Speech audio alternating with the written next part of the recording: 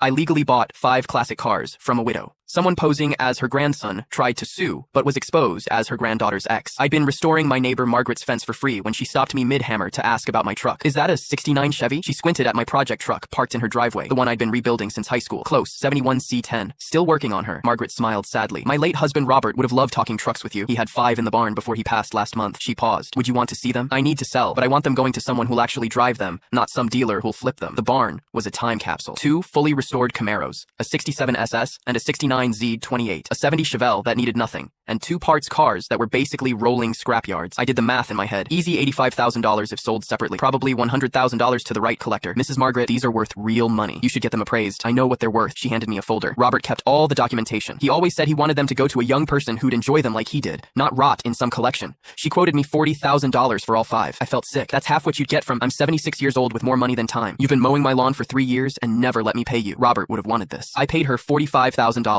Every dollar I'd saved from my construction job. We signed the title transfers at her kitchen table. Her daughter Sandra was there, smiling, saying Dad would have been thrilled. I even took photos of us signing everything, just because it felt like a moment worth remembering. 3 months later, I get a cease and desist letter from a lawyer named Brandon Voss, claiming he's Margaret's grandson, and I manipulated an elderly widow into an unconscionable sale. He wanted the cars returned, or $120,000, their true value. I'd never heard Margaret mention a grandson named Brandon, but the letter looked official, and I started panicking. What if I had taken advantage somehow? What if there was some legal loophole I didn't know about? Then Brandon showed up at my house. He rolled up in a BMW wearing a suit that cost more than my monthly rent, holding his phone like he was recording. I'm here to inspect the vehicles my grandmother illegally sold you. Nothing illegal happened. I have the titles, signed under duress by a woman with dementia. He smirked. Either we settle this quietly, or I file a lawsuit that'll cost you more in legal fees than the cars are worth. Your choice. Something about his performance felt off, too rehearsed, too aggressive for someone who supposedly cared about his grandmother. I called Margaret that night. Do you have a grandson named Brandon? Long pause. Honey, I never had any sons, just Sandra. Why? The next day, I drove to Sandra's house with screenshots of Brandon's threats. She went pale. That's Kevin. He dated my daughter Jen for 2 years before she found out he was stealing from her. We got a restraining order, but it expired last year. She pulled out her phone, scrolling. Mom never even met him. Jen made sure of that after what he did. Turns out Kevin,